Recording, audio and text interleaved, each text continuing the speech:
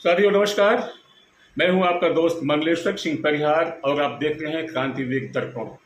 आइए आइए हमेशा की जैसे क्रांतिवीर दर्पण में आज हम पुनः अपने समाज के घिनौने कुरूप विभत्स चेहरे को दिखाते हैं। एक ऐसा चेहरा जिसको देख के आपको घृणा हो जाएगी अपने आप से, अपने समाज से, और जिसके बारे में आप सुनेंगे उसकी तो बात ही कुछ अलग है। साथियों, जैसा कि मैं बातों को कहानियों के माध्यम से रखता हूं और ये कहानियां अधिकतम सच्चाई के बड़े नज़दीक होती हैं अथवा यूँ कह ले कि सत्य घटना पर आधारित होती हैं। और आज मैं पुनः एक सत्य घटना पर आधारित मैं चर्चा आपके सामने में रखूंगा। नाम लेके कोई मतलब नहीं है,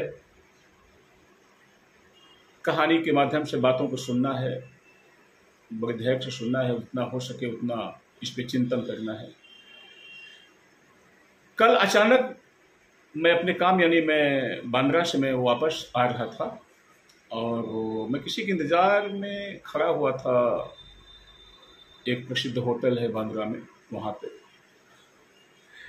अचानक मेरे सामने एक गाड़ी आकर रुकती है, लंबी सी गाड़ी, काला उसका शीशा आहिस्ता आहिस्ता नीचे आता है और आँख खुल जाती है।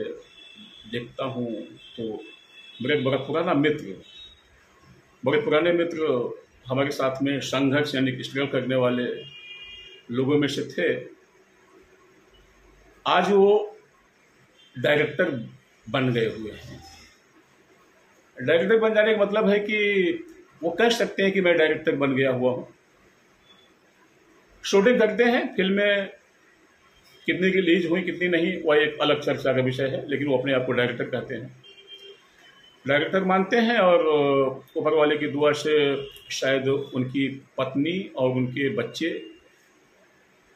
पत्नी शायद उनकी विदेश में शिफ्ट हो गई हुई है और वहाँ पे एक ब्यूटी पार्लर चलाती हैं। सब मिला के अच्छा पैसा कौड़ी उनके पास आ गया हुआ है। एक दिन ऐसा था कि वो हमारे साथ में उनका रहना, उठना बैठना, खाना पीना था। 10 बाई 10 के रूम में हमारे साथ में रहते थे। बस इतनी पहचान बताऊंगा, ज़्यादा नहीं पहचान बताऊंगा। मैं क्षमा चाहता हूं, अगर आप सुनेंगे तो आप कहेंगे आपने वीडियो बना डाला, मैं बेवश हूं। यह बात मुझे इतने दिल को छुई कि इसको मैं अपने साथियों से, अपने दर्शकों से बिना शेयर किए बिना मैं कह नहीं सकता हूँ। बाहर निकल बंदा आया, मुझे गले से लगाया फिल्मी स्टाइल में, जो हमारे यानी फिल्मी स्टाइल में जो गले मिलने की एक रिवायत होती है, एक स्टाइल है, हम गले मिल के बात करते हैं। गले मिले, गाड़ी में बैठे गए, एक अच्छे होटल में चाय नाश्ता हुआ, खाना पीना हुआ। रात को मैंने कहा मैं जाऊंगा, कहता नहीं यार घर पर चलो। जो मुंबई की जो भाषा होती है दोस्तों के बीच में, तू तो का चल गई, कैसा है, ऐसा जो अपनत्व की बात एक भाषा होती है।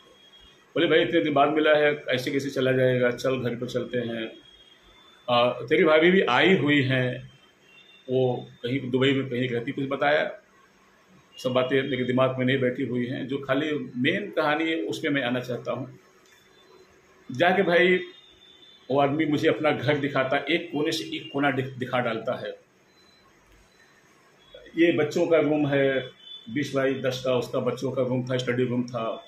उस रूम के अंदर तमाम बच्चों खेलने के लिए डॉली, न जाने क्या तो जो होता है अपना भालू बंदर तमाम रखे हुए थे। डिजाइनर एसी लगा हुआ था, सब कुछ था। जितने रूम थे उतनी एसियाँ थी। शायद पूरा फ्लोर उसने लिया हुआ है। और नीचे 4 गाड़ियाँ मैंने मुझको दिखाया कि एक जिस पे आए हुए गाड़ी ये है, 3 गाड़ी है और एक गाड़ी पत्नी का नाम लिया। लगता है नाम भी निकल आएगा, मैं क्षमा चाहता हूँ, बोल चाल में शायद नाम भी निकल आए। मैं कोशिश कर रहा हूँ, नाम नहीं निकलने पाए। सब दिखाया, सब कुछ।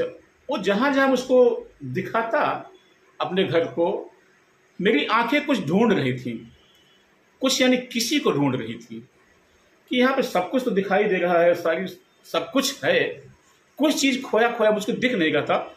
और उसको मैं पा लेने के लिए या कुछ से मिल लेने के लिए बड़ा बेताब था कि वो कब मिल जाए हमको, क्योंकि हमने उनके साथ में भी बड़े आनंद के कह सकते हैं पल हमने बिताए हुए, बड़ा लाड। आगे मैं आता हूँ बातों पे। तो भाई सब कुछ उसने दिखा डाला हमको। ये लंबा सा लान था और सामने से मतलब उसका आपका सी व्यू है, समुद्र का दर्शन होता है सीधा समुद्र किनारे। उसकी मतलब बिल्डिंग थी, उसमें फ्लैट है, पूरा का पूरा फ्लोर है। मतलब डाइनिंग रूम यानी जहाँ पे खाना खाते हैं, जहाँ पे सोते हैं, किचन कैसा है, कैसे मैंने बनवाया हुआ है, कैसे दरवाजा बनवाया हुआ है, कैसे नेम प्लेट लगा हुआ है, तमाम चीजें वो मतलब दिखा डालता है। और देख के हमको भी खुशी हो रही थी कि भाई मेरे संघर्ष के दिनों को मेरा साथी है, जैसा भी है मेरा दोस्त है। इसके साथ में बड़े अच्छे भी दिन और बड़े बुरे भी दिन बीते हुए हैं। हमारे स्ट्रगल का एक भी साथी है, गवाह है। खुशी हो रही थी। लेकिन जैसा कि मैंने बताया कि इन तमाम चीज़ों के बीच में, उस भव्यता, उस आलिशानता के बीच में, उस गाड़ी के बीच में, उस सोफे के बीच में, उस तमाम 4-6 बेडरूम घर के बीच में मेरी निगाहें किसी को ढूंढ रही थी, वो मुझको नहीं दिखाई दे रहा था। और सब कुछ होने के बाद में यानी कि मैं बिल्कुल बेचैन सा, कहीं भी कि शायद कहीं गए, मतलब कि दिख जाए कहीं पे, कहीं से कोई आ जाए, मैं देख लूँ इस दरवाजे से उस दरवाजे से, अंदर कहीं बैठे हों, लेकिन मैं वो मुझे दिख नहीं रहा था। अब बेचैन सा मैं खाना भी खा रहा था, नहीं खाना नहीं खा रहा था मैं, यानी कि मैं पानी मुझको ला के दिए, शरबत आदमी लाया, नौकर लाया, नींबू का शरबत मैंने पिया, पी तो लिया मैंने नींबू का शरबत, और बोले कि खाना पीना खा के जाना है। उसके बाद सब दिखाने के बाद में हम सोफे बैठ के हाला चाला होने लगे। दोस्तों कहानी यहाँ शुरू होती है। मैंने पूछा यार सब कुछ तो ठीक है, ऊपर वाले के पास सब कुछ दिखाई दे रहा है, बड़ा अच्छा तूने किया हुआ है, ठीक है, अच्छा रहा ऊपर वाले का, लेकिन यार बता कि मम्मी पापा कहाँ हैं? उसका सर ऐसा झुक जाता है, कहता है जय, मुझे जय प्यार की जय कहते हैं, मेरे जो उपनाम है। कहते जय यार मम्मी पापा के बारे में मत पूछो। मैंने बोला क्यों भाई, क्या हुआ? मम्मी पापा हैं तो मतलब दुनिया में? कहते हैं कि नहीं पापा तो चले गए, पापा का देहांत हो गया हुआ। ओहो, एक तो दुख की बात ये हुई।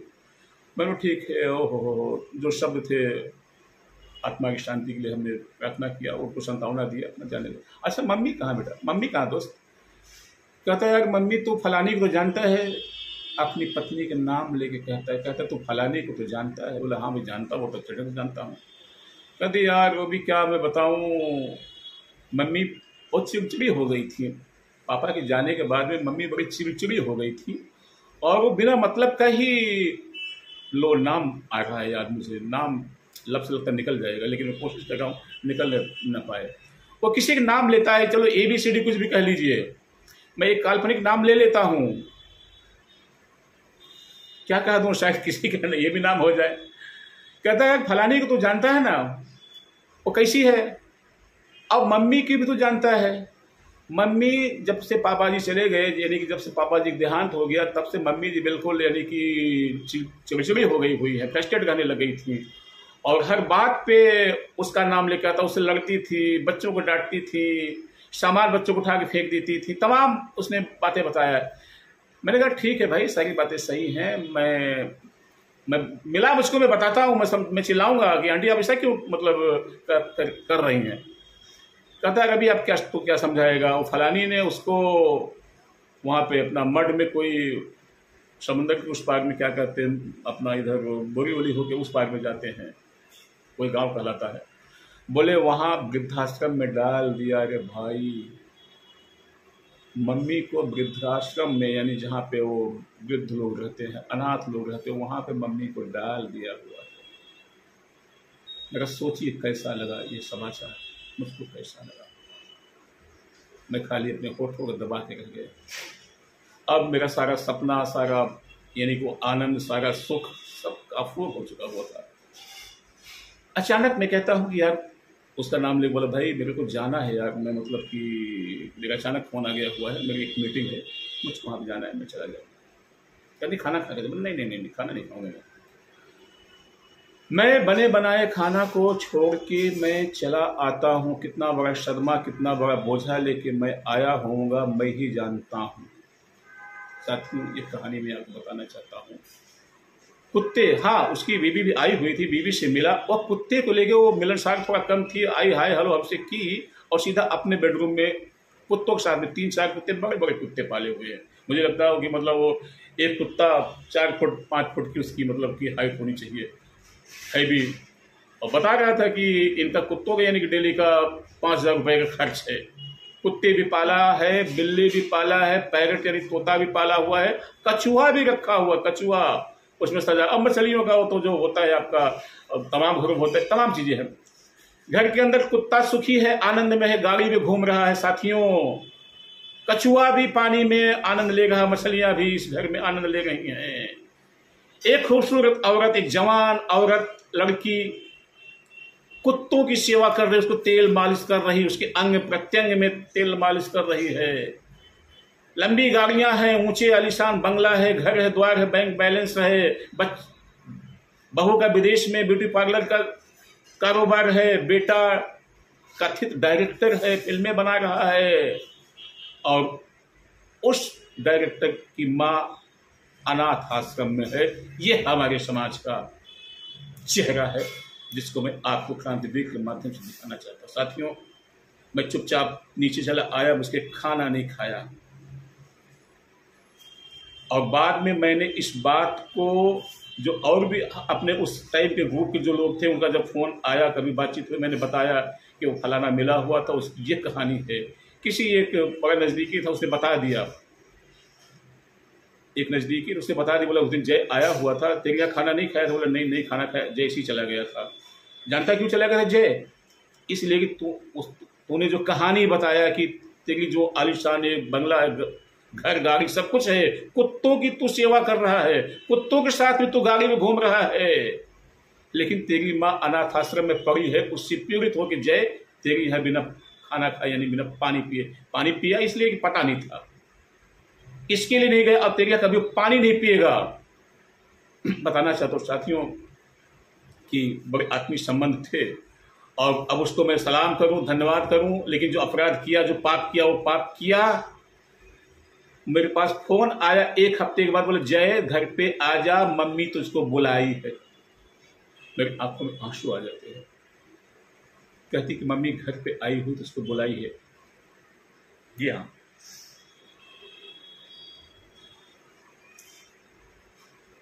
मैं गया, भागते हुए गया, मैं भागते हुए गया, उसी दिन गया, देखा माँ मिली, मेरी छाती से लगा ली हमेशा के जैसे। हाला चला हुआ, लेकिन साथियों जो दुख वह भोग चुकी, अब क्या गारंटी अब आगे नहीं जाएगी। और उसकी बीवी पत्नी मैं भी जानता हूँ कितनी मतलब किस सोच की, किस विचार की है। एक 3rd क्लास के घर से आई हुई औरत, उसकी पूरी कहानी हमको पता है। मैं क्षमा चाहता हूं, यहाँ पे किसी व्यक्ति विशेष की मैं यहाँ पे कहानी बताने नहीं बैठा हुआ हूं। इस कहानी के माध्यम से मैं समाज की कहानी बता रहा हूं, समाज को मैं आईना दिखा रहा हूं, समाज का मैं चेहरा दिखा रहा हूं। इस कहानी के माध्यम से मैं कहना चाहता हूं, ये सिर्फ मेरे दोस्त की कहानी नहीं है, ऐसी अथाह अनंत कहानियां हमारे समाज में इर्द गिर्द हमको देखने को मिल जाएगी। जो अरबों खरबों उनके बच्चे हैं और उनकी माएँ अनाथाश्रम में पड़ी हुई है, बिना दवा का, बिना रोटी का, बिना कपड़े का। ये हमारे समाज का चेहरा है, ये मैं दिखाना चाहता हूँ।